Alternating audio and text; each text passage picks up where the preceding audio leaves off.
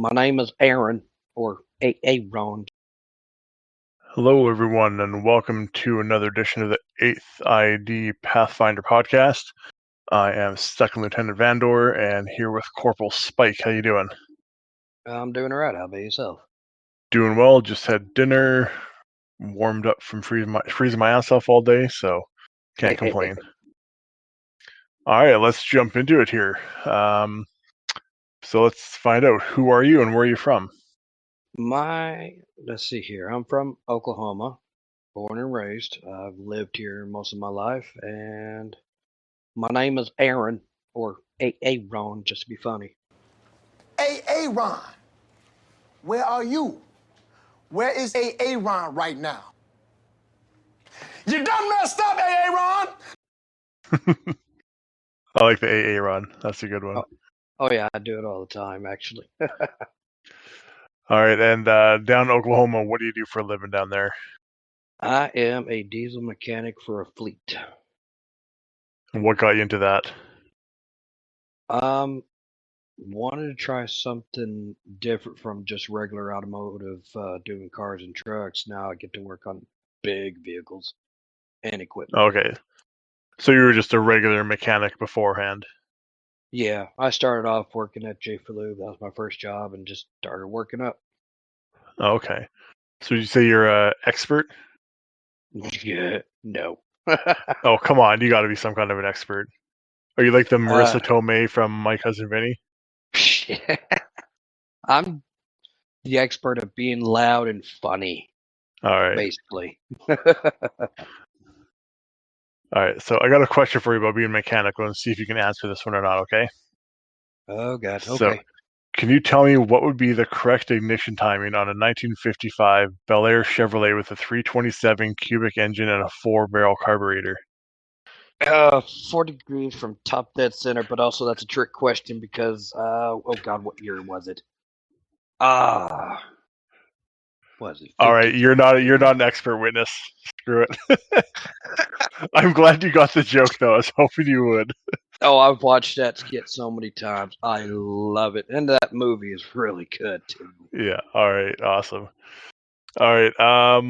We'll jump into some Dodds questions here. So, how long have you been playing Dodds? Probably since '09, off and on. There were some times I didn't have a computer, I was dealing with life, but basically I started in '09. Okay. And were you doing realism from the get-go, or is that just recently? No, I actually started back in, I would say, late '09, early 2010. Hooked up with First Special Service Forces. Was with them for about 2 years before I decided to leave, and also didn't have computers, so they lasted, I think, a little bit longer and then disbanded. So What other units were you in besides them? Anything, or just from them into us when you came back? no, I was with them. Then I went to the 70th, um, which a few of our members are from there. I know of one. I can't remember the rest because honestly, my memory sucks. Was nuts. And he was the Okay. one. He was actually the one to convince me to join. Yeah, I remember hearing a couple other guys talk about the 70th. I can't remember who else either. All right, so you're a family man. You talk about your family a lot. So what can you tell us about them? I know you've said you talked about your daughter with us quite a bit. So if you want to let us know about her and your current family and stuff. Yeah, I'm gonna start with the current family and then go to the past. All right. Right now, I'm with my son's mother. We hooked back up in 2020. He is about to turn 15, and then she had a daughter on her previous marriage. So I am a stepfather to this 5-year-old, actually. Sorry. Love that little girl to death, and she's also a pain in the ass, but what child isn't? Exactly. even even my son, don't worry. It doesn't get any better when they get older. And I've been married twice, trying to work on a third, but my second marriage It was a kind of like a high school sweetheart. She joined the Air Force, and back in '09, she came back on leave.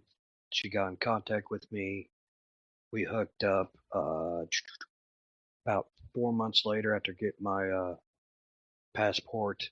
She flew me out to Fusa, Providence, Japan, but the base that we lived on was Yokota Air Base. Oh, okay. And was there for 6 months. I wish it was 6 years because it was awesome. But then we got stationed at Fort Hood, which drinking, riding a motorcycle in the military is pretty much all good down there. It's a big jump from Japan to Fort Hood.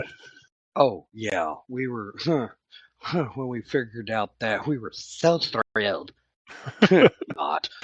And in the process of moving down there, she had a son. When we first started talking, he was 6 months old, and I look at it as whether you're a blood to me or not, a kid deserves mother and father. hmm Whether it's different gender, same gender, all this stuff, as long as they got good parents, good parenting, basically. Um, and I still think about Joseph, that was his name. I always think about him all the time. And about 6 months ago, I got a picture of him. Man, that boy has grown. And I was like, that's awesome. But also moving down there or getting stationed down there, we figured out that me and the second wife, we were expecting a child, and we were excited, of course. But when we went to check to see what we were having, a boy or a girl, come to find out, my at the time we didn't know, but my daughter, her bladder was actually bigger than my wife's bladder. So Wow. we had, yeah, because the tech was looking, and she's like, "Have you used the restroom?" She's like, "Yeah," and everything, and did a little bit more searching with the ultrasound. And that night, they're like, "Go to San Antonio. The base down there has a lot better medical facility than Fort Hood."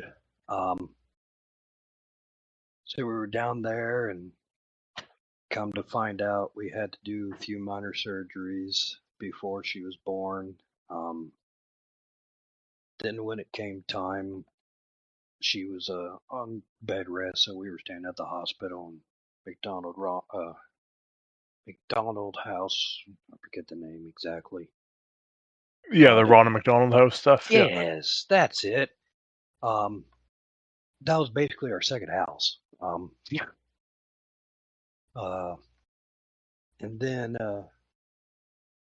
she was about 7.5 months along when my daughter said, "I'm done. I'm coming out." My daughter, or our daughter, was 11 weeks premature. She was tiny. Yeah, I She bet. Yeah. she would fit in my hand, and the doctors, when she was born, they're like, "Hey," we had a meeting with the doctors, and they're like, "Hey, prepare for the worst. She's probably going to last maybe a couple days." They said they were about 6 days. And of course, me and my ex-wife, we looked at each other and then looked at them and politely, without actually using the words, kind of told them to F off, Yeah. basically. Um, and from there, our daughter had several surgeries. The list of medical, it's a list. Um, I'm not going to go through it because it'll take like an hour. All right. But one thing is she only had one kidney and it failed, so she was on peritoneal dialysis, which was basically the space inside your body. The fluid would go in there and pull all the toxins out and put it into a bag. So basically flushing her system like the kidney does. Yeah. And a few other things. And of course, life was struggling because of this. She was 14 months before she came home for the first time. The marriage was still good on that. She was doing good. And then about a year later, the marriage fell through. After that, I moved back to Oklahoma. I moved in with my parents and was there for a while. And July 23rd on 2013, I got a phone call from the ex-wife about 5:55 in the morning. And of course, I'm about to get up to go to work. And I'm like, I'm not going to deal with this. Of course, bad marriage, bad divorce. Yeah. I was like, I'm not going to answer. I'm just going to let her leave a voicemail, whatever. And then 10 minutes later, both my parents walk in and they just sit on my bed. And that's when I was like, that's not good. And about in between 5:30 to 5:40, my daughter's body just basically said, I'm done. And she passed away. So It's terrible to hear, man. yeah, but the doctor said 6 days. She lasted 3 years, 2 months, 1 week, and 6 days. Yeah. And the only time she cried is when she was getting shot. Other than that, she was smiling and giggling, having a blast in life. Strong girl. Oh God, yeah. And Yeah. before that, before she was born, I wasn't the greatest person. After that, in those 3 years, with her barely even saying 10 words in her entire life that I was around for, I completely changed my life. And I used to be a douchebag. Basically, if I didn't like a job, I'd just quit. But since then, now when I came back, I started at another lube shop and moved up to where I am now. But I never quit any job but one, and other than that one, I would put 2 weeks notice in, stuff like that. Still work with the company and all this. And now I've been with this fleet for December 12th will be 6 years. Nice. So, and in the process, I actually bought my own house. I got a good truck, an old car, and I got a motorcycle. What kind do you got? I got an 03 Honda VTX 1800C. No idea what that is, but all right. You can send us a photo. We'll throw it in the newsletter. Gotcha. It's a big ass cruiser. Okay. Now, granted, it's not like fast like a Busa. It ain't gonna go over 200 miles an hour. But if she needs to get up and go, she has that power, and I use every bit of it. I have a little too much fun on it. Oh, you can't have too much fun. Talking about your family here, I had a question. What TV show, Dad, would you say you're most like? You can go like a Danny Tanner from Full House, Tim Taylor from Home Improvement, Al Bundy, Homer Simpson. I would probably say Uncle Phil. Oh shit! I'm probably in between Al Bundy and Home Improvement. I'm in between both of them. I got a mix between Tim both. Taylor, all right. Yeah. I can honestly see that here. Yeah. Some of the jokes and everything, Al Bundy-ish, and then the mechanical stuff, Tim Taylor for sure. Yep. But both good parents that don't let anyone mess with their kids, so. Yeah, I am a firm believer of you don't mess with a man's kids. Yeah. All right, let's jump into, if you were a chair, what celebrity would you want to sit on you? Let's see here. Now, who is your celebrity crush? I would probably say Emma Watson. Ooh, you're the second person to say that in the podcast, I think. It's her. There's one other, and I forget her name. She was the Dragon Queen of Game of Thrones. Oh yeah, Daenerys. Yeah, both of them. I love their accents. Of what I've heard, they have good personalities now. I can be mistaken. But their acting skills and the roles they play I love them. And yeah. Yeah, Amelia Clark, that's her name, Amelia Clark. Yeah. All right, good choices, good choices. What is your favorite movie, your favorite song, and your favorite book? Favorite movie is a 1990s film called Memphis Belle. Oh yeah, I just watched that many times on TBS Saturday or Sunday afternoon. It's always on. That is my favorite movie because one of my grandfathers, I don't remember which one, was the tail gunner of the B-17 Flying Fortress. Really? Yep. That's The other awesome. one, yeah, and my other grandpa was a fighter pilot. So, let's see here. Favorite song. That's a list. Oh, I know, that's a hard one for me too. It's more of goes off my mood of the day. How do I want to feel for the day? Stuff like that.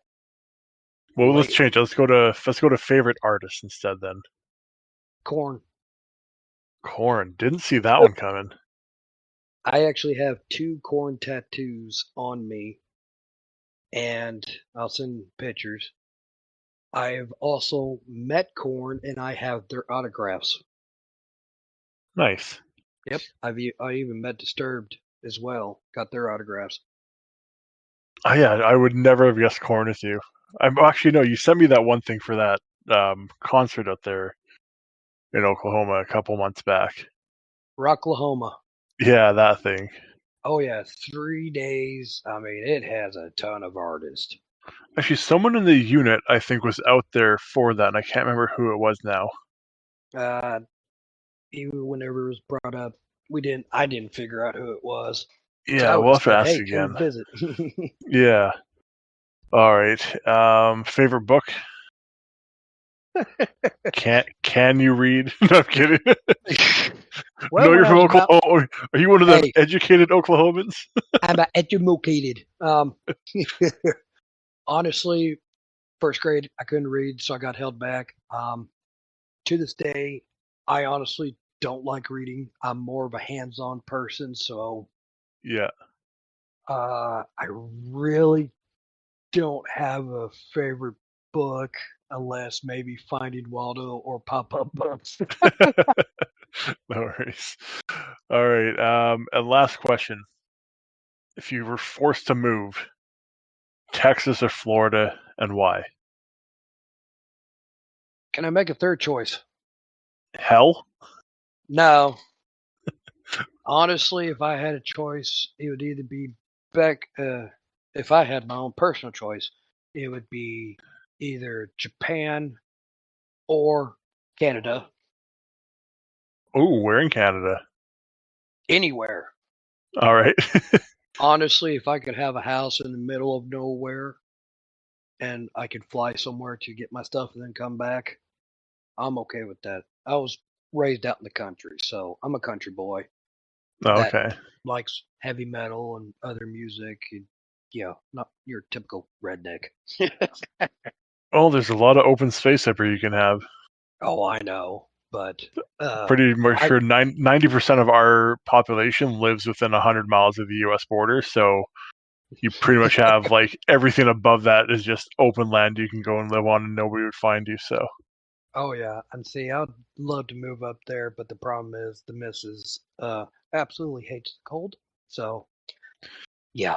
well, it's a misconception about a lot of places in Canada how cold it gets. Like Oh, I with know. the temperature you're hitting right now that you mentioned before we started this, you're going to get the same in Vancouver, Toronto.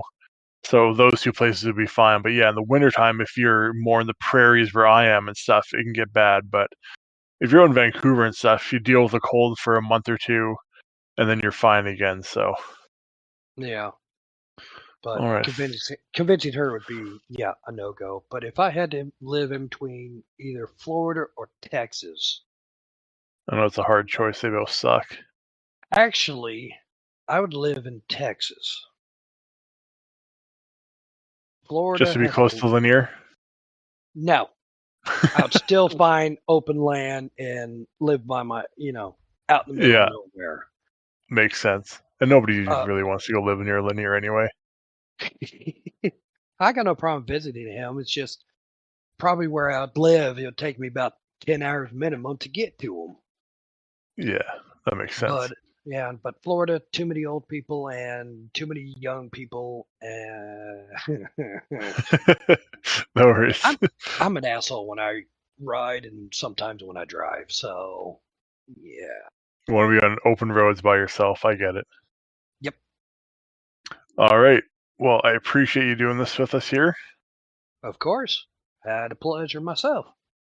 All right. Thanks, everyone, for listening, and we'll see you in the next one.